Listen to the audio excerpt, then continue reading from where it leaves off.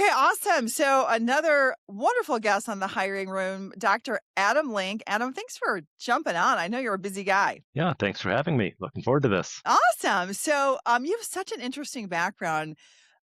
When your team pinged me and said you were open to doing this, I was like, who is this guy? Like, I'm looking at your background. I'm like, what is happening? So tell me a little bit. I mean, what's so interesting is that you came out of technology, like heavy technology. I mean, you were at Coinbase for God's sakes, right? And then you went down the entrepreneurial route, which welcome to the club here. So what made you go from this sort of, I mean, you had a big team if I recall at Coinbase. So what made you go from this, were you there when it was a startup or what phase were you in with Coinbase? Yeah, so I joined Coinbase, maybe about 6 years ago. And so, yeah, I was there when it was a much smaller company. Yeah. Not quite a startup, but I'd say about less than 1,000 employees was when I joined. Okay. So definitely still felt like a very small company. Mhm. Small enough that you knew everyone and stuff like that. And then yeah, through my time there, they grew from about 1,000 employees to gosh over 5,000 Oh, employees. So wow. yeah, quite the hiring spree that the company Right. went Oh on my over those 6 years. gosh. Okay. So how long were they now? Are they private still or are they public? No, Coinbase they IPO'd. They Yep, so I did. was there. Yep, I was there during the Okay. IPO as well. Yep. Oh, that's always interesting. Hopefully you got a good payout on that one. Hopefully you got some good stock. I don't think I have Coinbase on my phone. I actually bought something there. But I bought a position in this company someone told me to do, and I totally lost like my butt on it. I forgot the name of the company. See, because I don't even look at it because I don't want to look at it. But I do have it on my phone, so I do have the app on my phone. So yeah. So what made you leave this?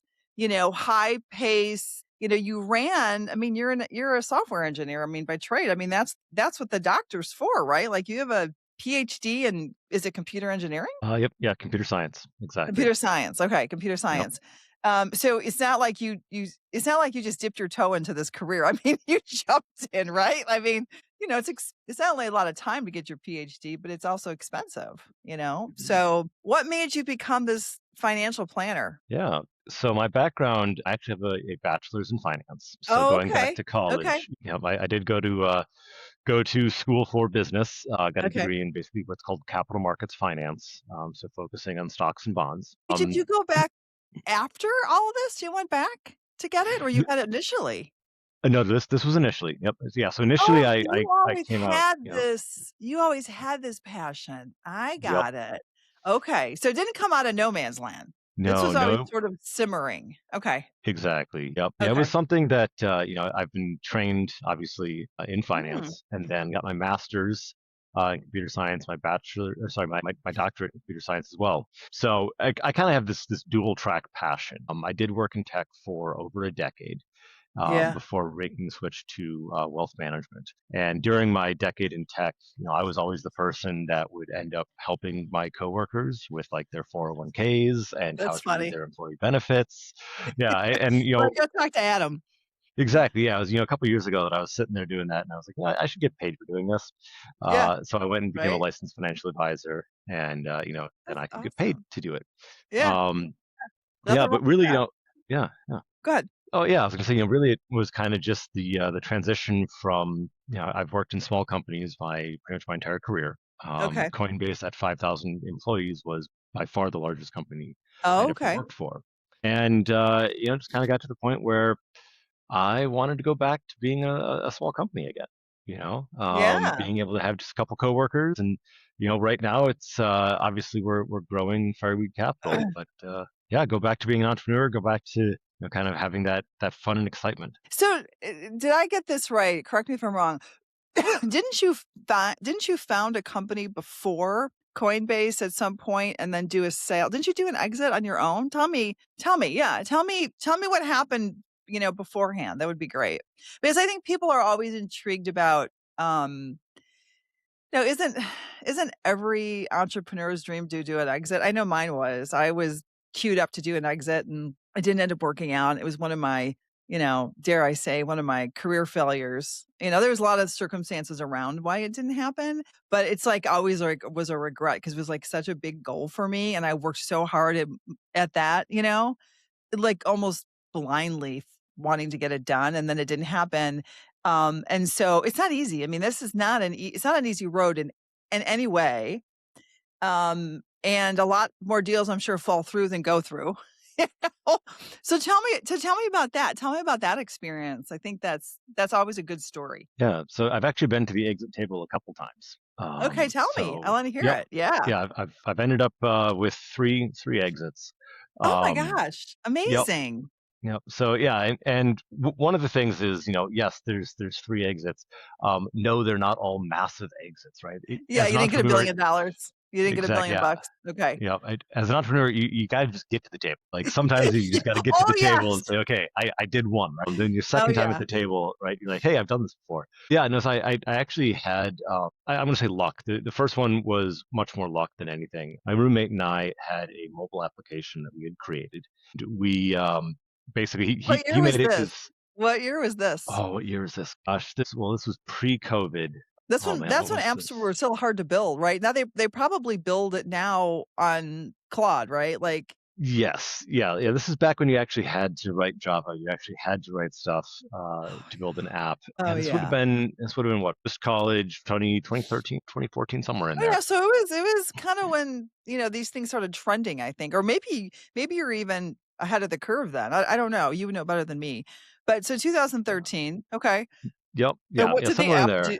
And what did the app do? Yeah, so this was probably one of the better apps I think I've ever made. And I say that somewhat tongue in cheek, but also because it was kind of a really cool story. So my Okay. roommate was actually studying for his PhD at the time in electrical Okay. engineering, and Okay. he needed some help remembering all the formulas for electrical engineering. And so he had built an app that basically was a lock screen app that allowed you to answer questions on your lock screen to unlock your phone.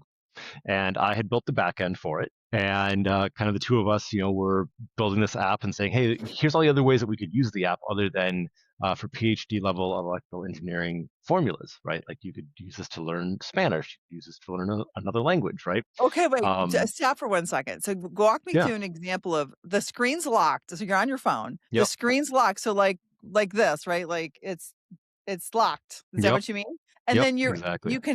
you were able to ask it a question? Tell me how this worked. Yeah, so it would ask you a question, a multiple choice question, and you would then slide the lock button to unlock to the correct answer. And so, you could say, let's say you're trying to learn Spanish, right? And so your lock screen Yeah. would say, what is the Spanish word for table, right? And then there would be four options that you could choose from. And, if you slide to the correct option, your phone would Oh. unlock.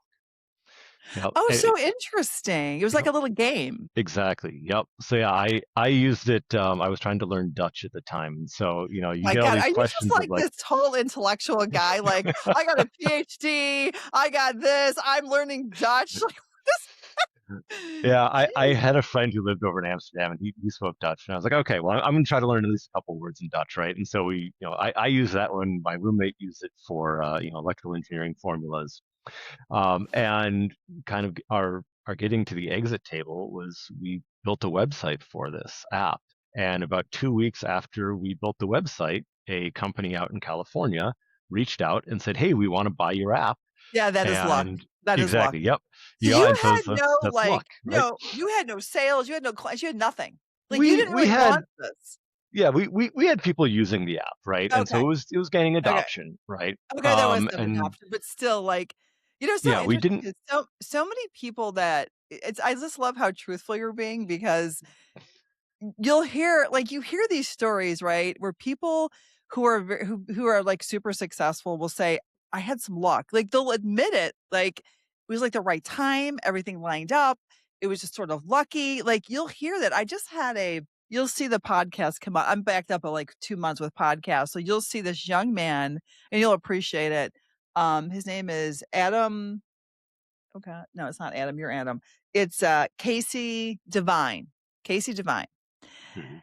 And he was like he worked for ADP in the PEO space, right? And so what he found was there was no almost like he created almost like a SaaS platform where HR people or companies could go to and find the best PEO for them. It was like he just brought the resources together in a platform. And he also can private label it under brokers and stuff. And he's never been an entrepreneur. He never did anything like this. He's got no programming background at all. I think he hooked up with some guy to help him do it. And he raised his first Series A. It happened in 3 months. 3 months. And I said, Adam, do you have any idea how rare that is? Like, do you have any idea? And he's like, I just saw this need and no one was doing it. But an idea is one thing, but you have to execute and you still have to learn to market. I always find marketing to be just for me personally, has always been this black hole for me. Just now, I'm not talking about sales or getting on a phone and selling or having meetings. I'm not talking about that. I'm talking about like marketing, right? Driving activity and driving clients to your site or to whatever, like good cold outreach. And I always find it very difficult to figure out, especially with what I do. It's like a red ocean, there's just like all these recruiters and 90% of them stink and people hate them. It's just like it's like not a good rap out there. So it's always hard to distinguish yourself in a cold environment, not in a warm environment. It's not, but like in a cold environment. So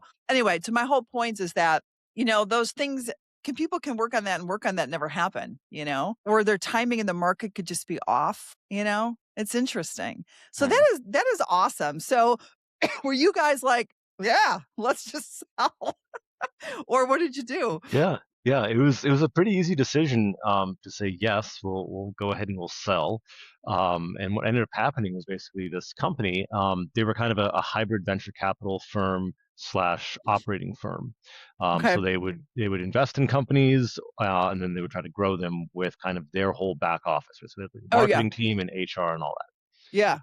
And so when they purchased the app, they basically said, okay, let's see if we can make this something. And if we can't, let's kind of build a mobile app studio and try to just spin out mobile apps, right? It was the era when Yeah. mobile apps were like a big thing, right? And so it's kind of like, Yeah. well, what ideas do we have that we could put into a mobile Got app? it. Yep. And so we ended up basically I ended up working for the company. My co-founder You did. left. Okay. You didn't Yep. just sell and exit. They wanted you part of the team. Yep. Yep. They always So want they always want some sweat out of you. exactly. They Yep. always want But some sweat out of you. yep. So how long Yeah. did you work? I was there for, gosh, how long was it? Three or so years. Okay. Yeah. Yeah, and basically they ended up building a mobile app studio around myself and a couple other folks, and I ended up leading the back end team for them, so back end programming team, and Yeah. got my first chance to be a manager of some people over in India. Had a chance to help grow a Yeah. team. Got mentored by a really good CTO. Very nice. And yep, got to Yeah. talk to CEOs of multiple companies, right? And just really kind of see kind of the inside track of, what is it like on the inside of a VC firm? What is it like on the inside of an operations Yeah. firm? What is it Yeah. like to see how deals come together, right? So Yeah. it was a really, really good 3 years of experience Oh, there. it was like a accelerated MBA program for you, really. I mean, to be in that seat and learn all that, that's amazing. So it was a really good experience for you, huh? Did you have like a 3-year retention or was it open-ended or how did I don't know if you could talk about that, but how was it usually how did it position for you on that? Yeah, it was not a 3-year retention. Okay. We actually ended up parting ways, mutually parting ways, Yeah. after about 3 years or so, and Yeah. basically I had learned everything I had wanted to learn. I was getting the bug to go do another startup, and Oh, they said, hey, we've loved working with you, but if you're going to do your own startup, there's not really a place for you here. And I said, if I'm going to do my yeah, own startup, there's conflict. not really time to have a job. So, Yeah. Yeah, yeah, so it works. yeah, but no, it was there wasn't really like a retention agreement or anything. Sometimes when Okay. you get to the table, there's like an earnout Oh, clause and oh, retention agreement yeah. and stuff like that. Yep. Yeah, oh, yeah, and some of those Um, earn-out clauses are tough to meet. yes, Yeah, I've seen them. yes. So then what did you do after that? Then you did another startup? Yeah, yeah. So after that, I did do another startup, and that was kind of again a mobile app. Yeah, This is again in the phase of mobile apps being a thing, right? And so yeah, a lot of the companies were mobile app focused, yeah, and really at that point in time, we had a mobile app that was more of a kind of a billboard, right? So you can think of a restaurant or someone who just has an extra screen lying around. And our app would basically take that screen and turn it into a monetizable billboard. And so you could, get paid a portion of the money of the ads that would be shown on your screen. Oh, Yeah, okay. we ended up having And this is what so when you so let me ask you this question, and yeah. please be graceful about this stupid question. I always thought all apps were considered mobile. What do you mean by mobile app versus other apps? You mean apps just being on your regular, like, computer versus being on the phone? Is that what you mean? Yeah, I guess for me, I've always called them mobile apps. Because yeah, they are on your phone. It's not an application, right? Like that's gonna get computer sciencey, but yeah, That's it's not okay, like a do it. .exe Go nerd out application, on me, right? that's okay, let me learn something here. Yeah, yeah. So there is obviously a desktop format that you can build Yeah, for, and right. I guess in tech I have always called them mobile apps because it's on the phone. The phone is a mobile Yeah, device, right? yeah.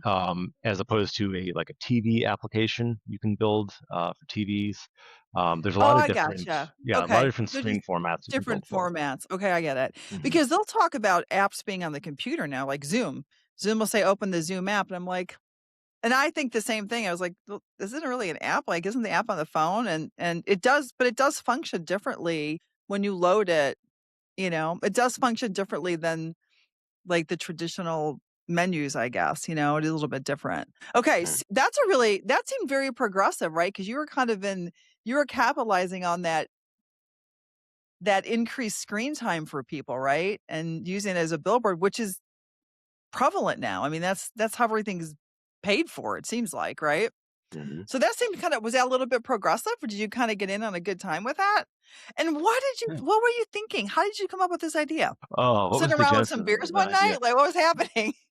Yeah, like any good entrepreneur, yeah, you do sit around with other entrepreneurs and you I kick around know. ideas, right? Like, and Oh, yeah. that is something that a lot of good ideas come from just sitting with other entrepreneurs and saying, what you Yeah. should do. Yeah. Yeah, no, in this particular case, I think it was kind of a fluke that we ended up with this. We were actually trying to integrate ads into another mobile app. Like every Okay. good entrepreneur, right? There's like 50,000 failures in between these two Yeah. successes, right? And so another Yeah. idea that we had type of thing. We were trying to integrate the mobile app code, the mobile advertiser code into the mobile app, and I think we had inadvertently triggered like two ads to show up back to back. And one of my mobile app developers was like, "Well, that was kind of cool. Well, Uh, I wonder if we could do that again." And that led to, okay. well, why would we not just call to show another ad when we had showed an ad? And then someone's like, well, that's kind of like a billboard. And it's like, well, yeah, that is kind of like a billboard, right? And so then Yeah. one thing leads to Yeah. another, and all of a sudden you're like, Yeah. oh, we have this app that Yeah. we could just call for an ad and show an ad and get paid to show an ad. Well, why don't we just do that on a bunch of screens and then we can give people a cut of the money, right? Yeah. Um, so that's kind of Uh, how that one that developed. is awesome. And Yeah. so how long did you guys operate that? We operated that for a couple of years, and Okay. then ended up selling that to an investor who was looking again to just kind of build a mobile app kind of company around it. Yeah. And Is it still we around? sold. Is that still around? I don't know if it is still around. Yeah. It's been a few years since I checked in on that app. I know Yeah. what ended up happening with that particular app. We sold it. They invested money into it and built a team actually over in Eastern Europe. So Mm. we ended up over Okay. in Eastern Europe for a while, doing knowledge transfer and bringing on a Oh, whole okay. programming team. Yeah. And I think they went through a management shuffle, and they ended up building a whole company around it. But That's very cool.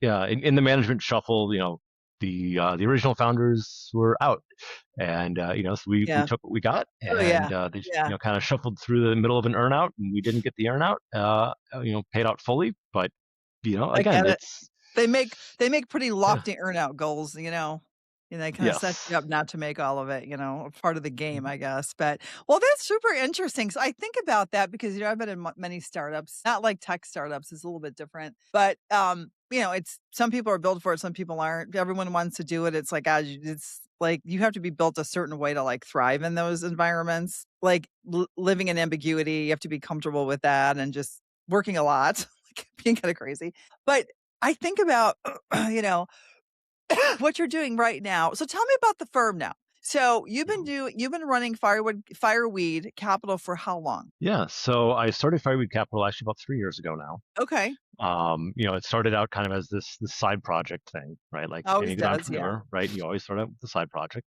Yep. And I'd actually been kind of searching for a number of years for a Okay. side project that allowed me to take my passion for finance and my passion for more advising, right? And the easiest way to put those two together is becoming a financial advisor in the U.S. And so, I did get licensed and founded the firm, and really just started out kind of small, just friends and family type of thing.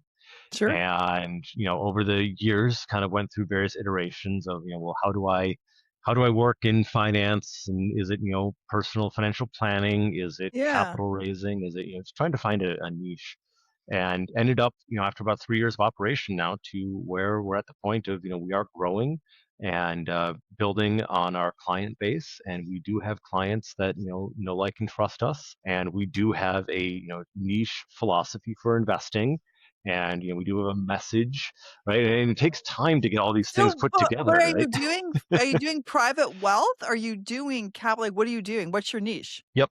Yeah. So we do private wealth management, Okay. Okay. specifically, yeah, financial planning, which is Okay. basically this whole idea Right. of we take your money and we help you figure out how to, manage your Yeah. wealth to get the goals that you want. Yeah. So are you doing now, are you doing like, I know there's differences in this, and educate me. Fiduciary, there's all the, you see all these things like you're doing a fiduciary, which, yeah, I don't know what that means. And then you're doing it where you're getting a fee. Then you're doing the traditional ways where you get a recurring management fee. Like, what's your model with all that? Maybe you could explain it a little bit. That would be great if you explain it. Yeah. So there are multiple ways to be a financial advisor in the Okay. US. One of the ways is you sell products, right? This is like Yep. insurance sales, right? Yep. And so you sell products, you get a commission when you sell the product. A lot of annuities are sold the same way, right? You get a commission, you sell an annuity.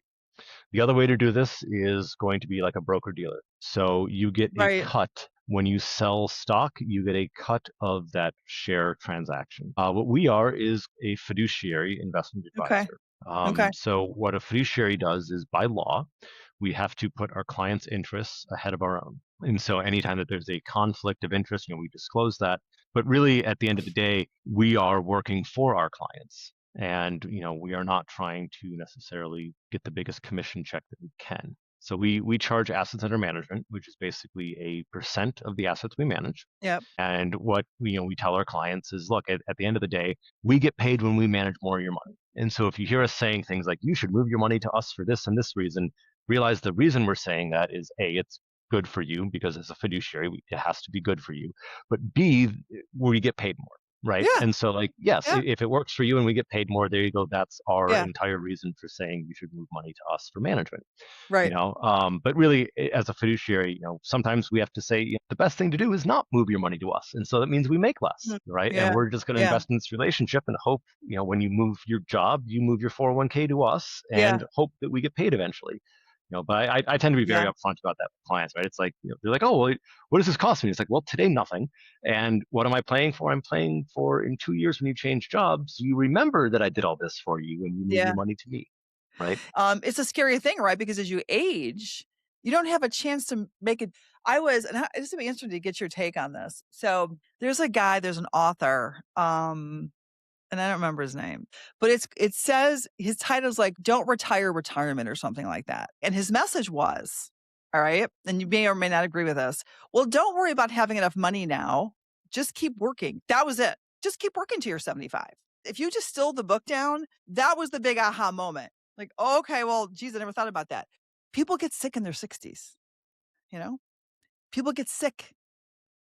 The average Mhm. 75-year-old isn't able to work full time. Health insurance is a problem. Medical expense is a big drain on said income. So it's great to think that's a strategy. It's not. Renee at 60 is not the Renee at 30 or the Renee at 40. I'm not the same person with my energy levels. I just thought it was irresponsible for him to write that because statistically, I mean, I have friends who got Alzheimer's at 60. I've got people who, just got some, the cancers increased. Just it's like the compound environment. Yes, I understand age is a number, but your body's still walking through this world and being beat up longer than the person who's younger. It just is, right? Don't worry about saving as much. Like enjoy your time. Yes, you have to find balance between if you save everything you have for a destination that may never happen, or like, I understand, I do the same thing. I'm like, okay, should we do that Europe trip or should we put that extra 20 grand away? Like, what should we do?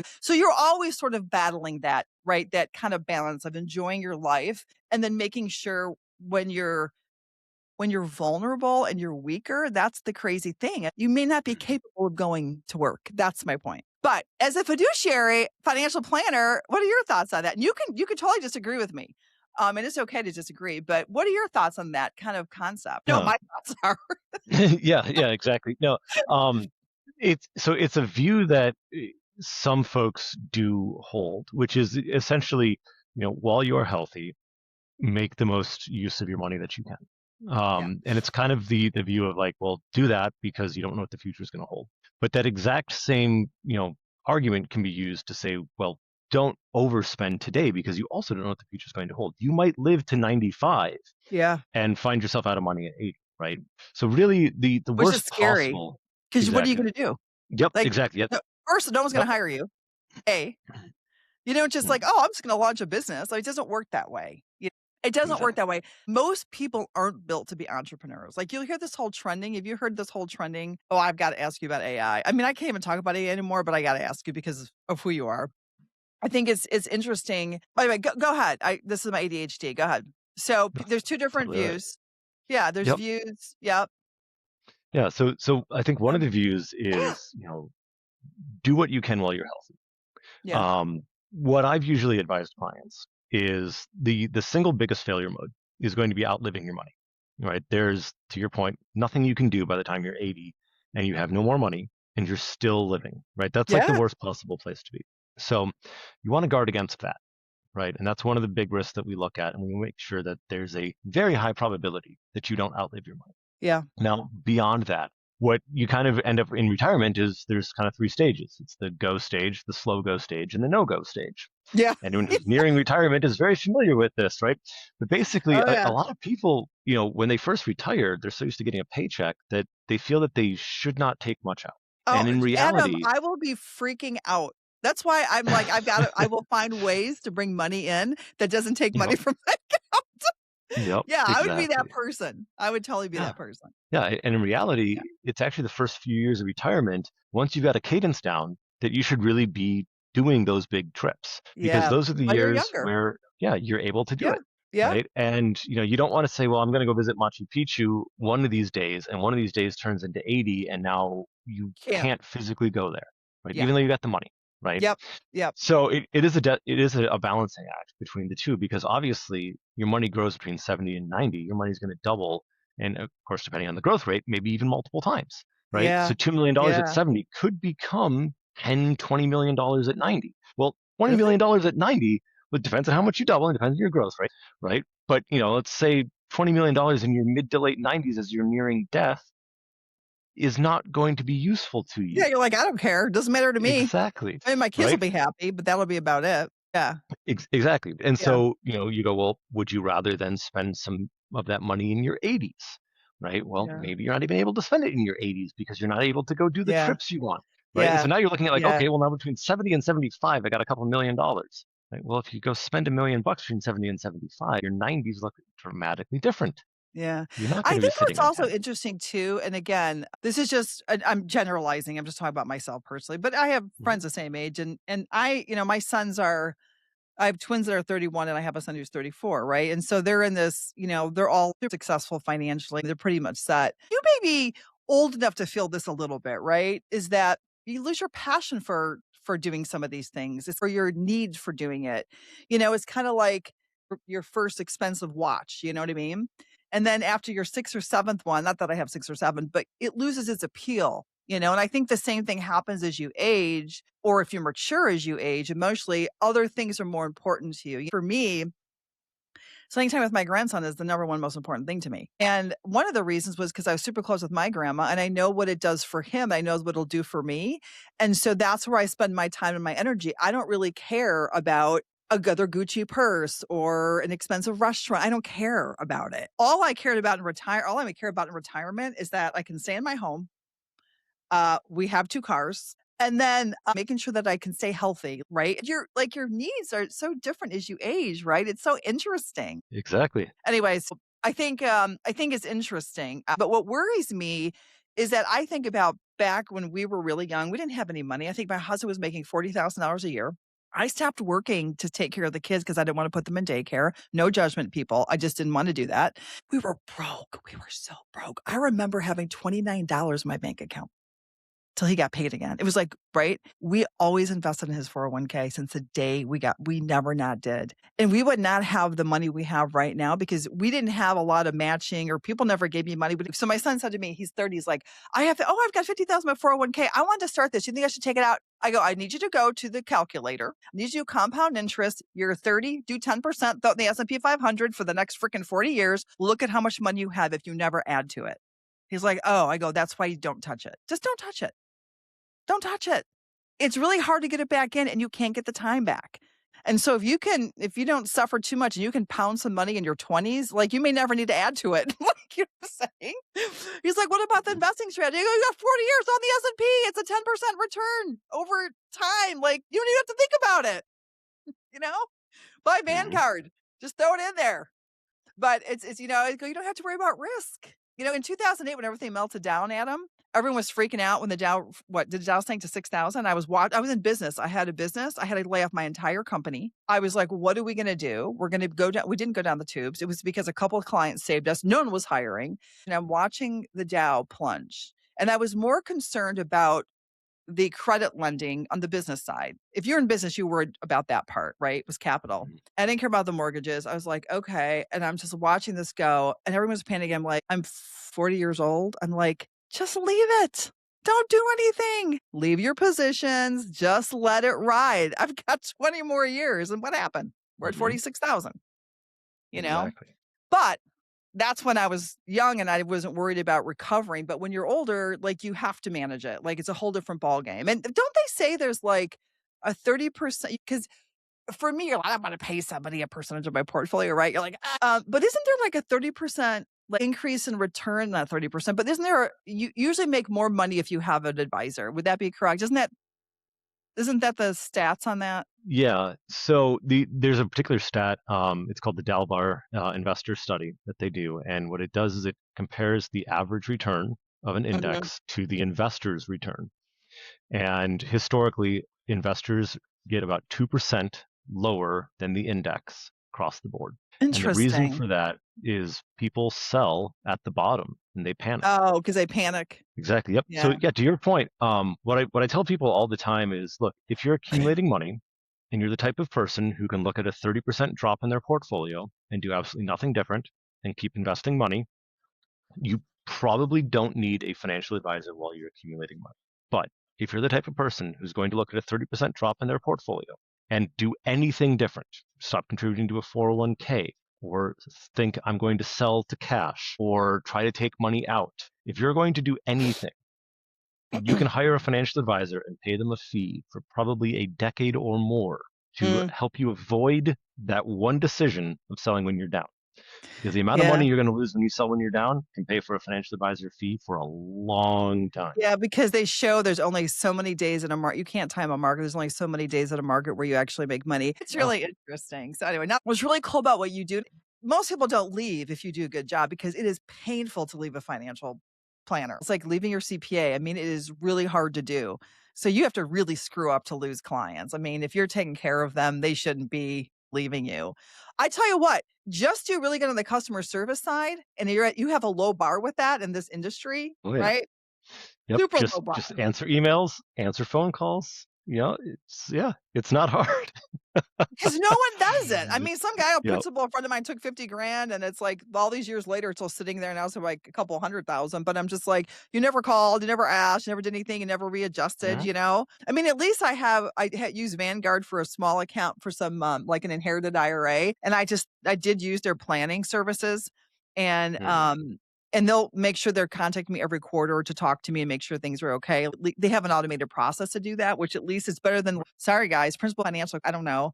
Um, I would never go to a person at one of those places. I know, just wouldn't do it. Anyway, so what's really cool for you though is that, you really changed lives with that. Is that how you feel? Yeah. Yeah, that's actually why I got into this. Because that is, at least for me, the fun part, right? You Yeah. go talk to somebody who says, I have no idea how I'm going to make this next 20 years of my life work. And you get to come in and you get to say, okay, well, let's It's work through a plan scary. together. It's scary, Yeah. Adam. It's scary. Yep. Do you Yeah. feel And, that from and your clients? well, at least for me, what I love doing is it's the backside of a plan and saying, okay, well, here's what we put together, and this is what a path forward looks like. And you can visibly see the relief on people's faces when it's like, oh, I I actually am going to make this, right? Or it's, oh, I realize, how far away I am, and it's not that far, right? Like there's a plan Yeah. to get there, right? Yeah. Um, Yeah. you know, Yeah. or sometimes it's, well, you're not going to be taking the number of vacations you thought you were going to, but here's what retirement is probably going to look like. Yeah. And it's like, but it's not too late to change things, right? Yeah. Yeah. So those are the fun conversations to have, right? Nobody Yeah, wants to run out of money. so you've got enough life experience. People hear about like your exits and your business knowledge. Also, that's a big deal. Like that makes people like for me, that makes me comfortable because like you understand things at a different level. Do you know what I'm trying to say? The That's what, economics, it's you a know, big plus for you in my opinion. Having a business mind is a very different way to come up the ranks. You know what I'm saying? Than just an education. I mean, exactly. Yeah, there's a difference. I think the do you quote is, find that? Do you feel yeah, that with people? yep. There's a quote. It's in theory and practice are the same, right? In practice, Yeah. they're not. And that is Yeah. something I've found that, one of the reasons it took me a while to become a financial advisor as well was I just didn't have the life experience I wanted to be able to sit across Interesting. from clients, and Interesting. So you now, felt it your same way. You felt it the same way. yeah, yeah, Yeah. and now, I've done venture capital deals, I've done angel investing deals, I've done real estate Yeah. deals, I've done stocks and bonds. So, like Yeah. somebody comes and talks to you and they're like, "Hey, I'm thinking about doing this." You're like, "Cool, let me tell you a story." Yeah. It just takes time to collect the stories, right? Yeah. And you can say, "Okay, well, let me tell you a story about what I did." And maybe it Yeah. works out for you the same way, maybe it doesn't, but I at least I can relate, Yeah. right? And the other That's thing, huge. It's huge yeah, because, stories sell, right? We live in a story. exactly. Yeah. And the other thing that is very interesting that you brought up about going to the younger gentleman when you looked at your portfolio and said you're fine. I've learned in my practice to be very careful about what fine is. Because one of Right, the because it's questions I all always ask, relative, right? exactly, I always ask my clients, what is a lot of money to you? Yeah. Because some clients will say $10 million. That's not a lot of money. I need more than that, Yeah. right? Yeah. Ten million Right. is not enough, right? Yeah. Other clients will say, man, if I was a millionaire, you know how great that would be to be a millionaire? Right? Yeah. But I've had clients where $25,000 is a lot of money to them. And for other people, Yeah. $25,000 is an expensive weekend, right? Yeah. And it's like, Yeah. whatever. It was only 25 grand, Yeah. right? One of my Yeah. favorite questions I asked a client, they were talking about, well, what are you going to do in retirement? Like, "Well, I'm going to travel here, travel there, travel that." I go, okay, where in the plane are you sitting? And they go, what do you mean? I go, how are you getting there? Are you riding the back of Yeah. the plane in coach, or are you riding first class, or are you on a private jet? And they Yeah. said, well, I'm not in coach. I'm not in a private jet, but I'd like to be in first class if I could. Yeah. And immediately that's the difference between a $4,000 ticket overseas and a $20,000 ticket overseas, Oh, yeah. right? Oh, And it's yeah. like, okay, is it Oh, just yeah. you or is it you and the family? And they're like, Yeah. well, let's take the family sometime. You go, okay, Yeah. that's the difference between a $10,000 vacation and a $100,000 vacation, Yeah. right? Yeah. And these questions matter because They do in their matter. mind, They do matter. Yeah. yeah, how are you getting there? Where are you Yeah, staying once I'd you're there? probably like to do first class when if I fly across the sea, yes, or across the oceans, yes, probably if I could. So tell me about first, let's talk about Fireweed Capital. like what you're building internally for your culture. And I also want to hear some of your stories. I know I've already kept you 54 minutes and you have a tight schedule. So if you can't stay on past the hour, that's fine. I want to be respectful of your time. So tell me a little bit about what you're building there from people culture. I bet a Yeah. lot in a startup SaaS. Yes, yeah. So for Fireweed Capital, we are deliberately growing slower than I have in the past. Yeah. In building culture, some of the first hires are the most important hires, and it's Yeah. taken me a while to get the right folks around me in Fireweed Capital. We've cycled through everything from a virtual assistant to in-person people.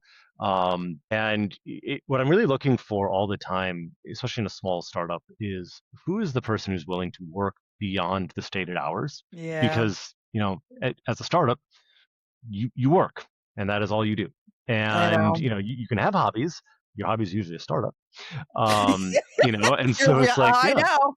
yeah. Still, So my business still is my hobby and like, exactly, yeah. my People are husband's like, yeah, like, "What are what? you doing today on Yeah, Saturday?" I'm like, I'm gonna work." I'm like, "I no, I'm gonna yeah. work."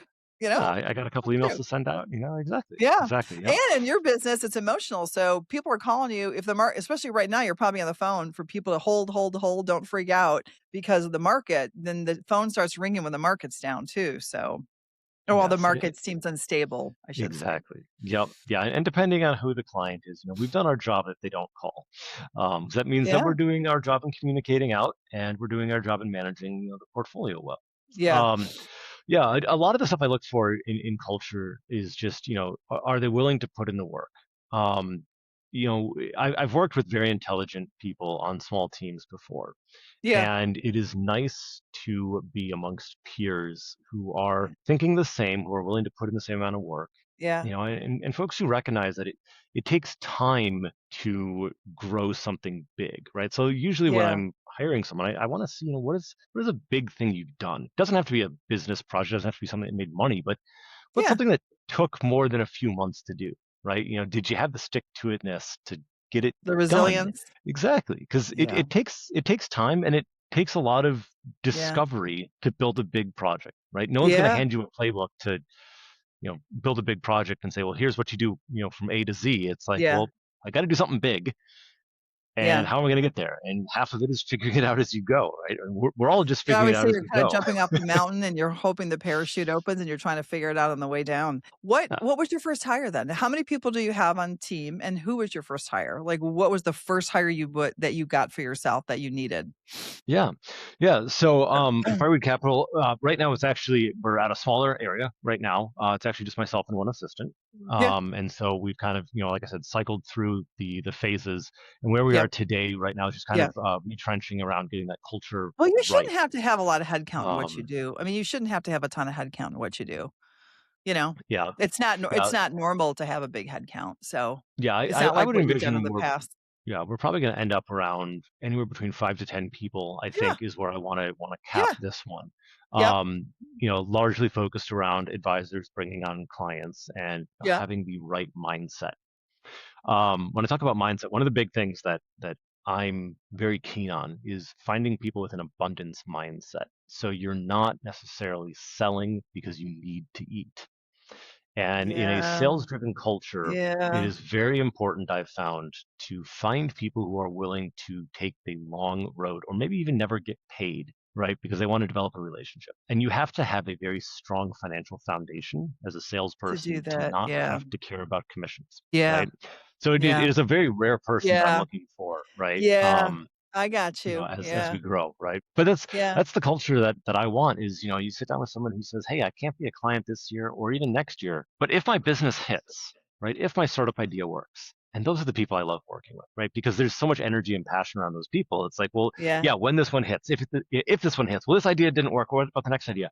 And those are the people that do end up Mhm. multimillionaires, right? Maybe Yeah, not all the time, but more often yeah, than not, those are the yeah, folks who are going to be multimillionaires, and they're fun to work.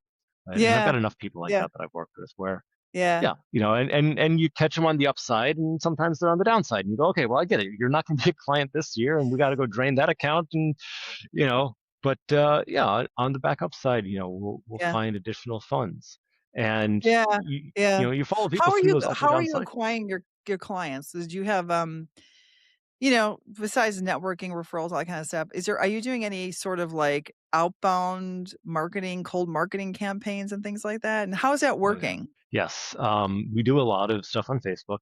Okay. Um, so we have leaned into digital advertising, and It's we are, expensive, Adam. It's yes, yes, it is expensive. expensive. Um, what is helpful for us is doing AI-driven advertising. So we In actually have what an way? AI agent. Mhm. We've got an AI agent that goes out and looks at our campaigns 3 times a week and Okay. tweaks minor settings. It's actually an Oh, AI did you agent build that, it yourself or is there a yep, software? yep, Okay. I built it myself. Will you send it over to Yep. me, please? For Yeah, my own yeah, stuff? yeah, yeah. Need I your can help. certainly try to extract what I can for it to Um, replicate itself. Yeah, you yeah. So, I try to have a good social footprint. I don't know how well we're doing, but I try to have a good social Yeah, footprint. that's Like, so important. That is that's one important. thing, You're right? right. Mhm. The other thing I've actually found in terms of, is this person real? You get online, and you go, is this person real? And with the advent of AI now, it obviously doesn't help that it's very easy to replicate what should be a real person. But Crazy. yeah, what I've found is incredibly helpful for building trust online, as dumb as it sounds, is No, go ahead. multiple still photos of an individual, the same Int individual, in different locations and with different people. Right? Because as a human, you're sitting there, you're going, was this person real? You go, okay, well, that's what they look like from the front, that's what they look like from the side. Interesting, but They got some it friends, could right? just be fake. Mhm. It could just And be of course, fake. yeah, before the age of AI, this was a lot harder to fake, right? But that's kind of what I try to do. That, and then things like this, like podcasts and Yeah, I videos, think it's right? important for you. I really do. I think it is Yeah, important. It's yeah. time away, but I think it is important. I have to ask you this as a tech guy. I have to ask you this. Okay, what do you think? So I'm one of those AI doomsday people. I'm like, because I'm in hiring, right? I mean, that's how I make my living. And so if you listen to some of the social media fathers, and one of them was on the Diary of a CEO. I got to remember who the guy's name was. He's a redhead guy. You know him if you saw him. Super nice. He kind of goes into this doomsday mode because he wants people to listen. I get his strategy. Do you know who I'm talking about? Do you have an idea who I'm talking about? Not offhand, but He's yeah. very but he appeared extremely sincere in his motive of why he wants people to just get guardrails with this, understand what's happening, what will do to people's psyche and emotional state, right, and all the stuff. And this is one of the guys that did that Social Dilemma on Netflix, which you must have seen that. Mhm. Have you seen The Social Dilemma on Netflix ever? No, I've not. You you've gotta see It's on my it. to watch list. So okay, You gotta okay. because you're a tech guy, Hmm. you'll see it from a different lens, right, than someone like me. So Hmm. it'd be interesting to see what you take. Anyway, so the whole point was he's got us into this future of no one has jobs and we've got this universal income bullshit and we have no purpose in our life. And if there's more humanoids out there than there are people, and what are we gonna do? There's gonna be famine and all these kind of things because all this stuff. So this is my doomsday. And I'm not a doomsdayer at all, but it kind of freaks me out. I'm not gonna lie to you. What do you think of this whole AI thing? I love to Yeah, get the brains of people who understand it at a level that most people don't, right? Tell me. yeah. So Inquiring I minds think wanna know. Yeah, I think that AI is actually going to help accelerate a lot of small businesses. What I've found in my own practice, and we use AI extensively here at Fireweed Capital, is that we are able to punch well above our weight given the resources we have. So, for instance, I'd mentioned our AI marketing agent that we have written. It goes out and it optimizes our ads. Right? As a result, today we don't have a marketing agency that we hire. Right? So we run everything through AI. So that allows us to basically save on budget. We don't have to pay a marketing agency and probably still get the same results, right? So you can take this forward to just about any place But what that do you you think can it's gonna in the do to back office. unemployment? What do you think it's gonna do to humans? Yeah, and so in much the same way that I say, yeah, we're using AI to do all this cool stuff, it helps my pocketbook. Like I'm also cognizant that I'm not employing a marketing agency as a result, Yeah. right? Yeah. Yeah. And so I think what's going to end up happening is you'll have to have a skill set that is saleable, that you can sell, and you have to have a reason to sell it. So what I mean by that is you have to have a unique competitive advantage that other people need you to do that they can't do themselves. And they can't do it themselves because of, in one example, it's just too much for them to do in their mind. So what I mean by that is if I'm going to go run a business, I can go run a business only up to a certain point, and then it gets too much for me as one individual to run. So I Mm. hire on another person. Okay. Now, the point at Okay. which you have to hire another person with AI gets substantially stretched beyond where it was, right? Yeah. But you can think about this as, okay, well, why would you hire someone? Well, because it's just too much for me as an individual to run, right? And so I think what you're going to see is small businesses who are going to come into a place of, maybe 2 or 3 people running a business, and they're going to say, well, I get it. I'm a 2 or 3 person small business. I can help your 2 or 3 person small business with this particular niche area that has Yeah. just become too much for you mentally to deal with. And maybe that is customer service, right? Maybe that is marketing, right? But it's going to be not because it's technically too hard, but because it's just mentally too much for them at that point. Interesting. Or it could be people just want to be around people too. People do want to be around people, right? We're tribal people. We want to be, we're clannish. We need other people to help us thrive emotionally and in well-being. It's much more fun to call Adam and kibitz about some fun ideas than it is for me to do it with chat, right? Exactly. Like, you know Yes. what I mean? Yes. I serve more small businesses and bigger businesses by choice. I don't have fun with Fortune 1 or 500 companies. Small to mid market is where I have the most fun, where I'm with the president, I'm with the CEO, I'm with the CFO. We have a partnership and I help them. And there's also an emotional investment in the relationship. That's where it's most fun.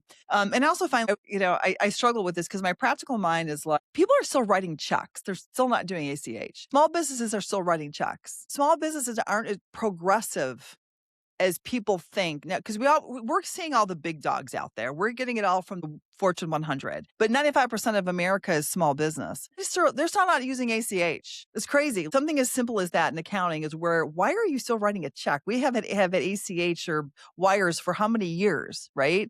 So their adoption is going to be a lot slower because they're still stuck in operations delivering and all the efficiency stuff, even though it's on their radar, it's not getting to. So I think it'll be interesting to see how that works because small businesses tend to be very much behind in efficiencies from an automation standpoint. It's moving very fast though. It's just the fastest thing I've seen moving in my entire life. And I think that's where maybe it'll just be energy that limits us. Maybe it'll be just the grid, you know? I don't know. Yeah. Yeah. It could It very well very be. well I mean, could be. yeah. There's a lot of energy demand out there for these AI models to run. Certainly. Yeah. Yeah. I mean, Mhm. they're saying some of these data centers aren't getting off the ground because they just don't have the energy and they don't have the grid can't handle Mhm. it.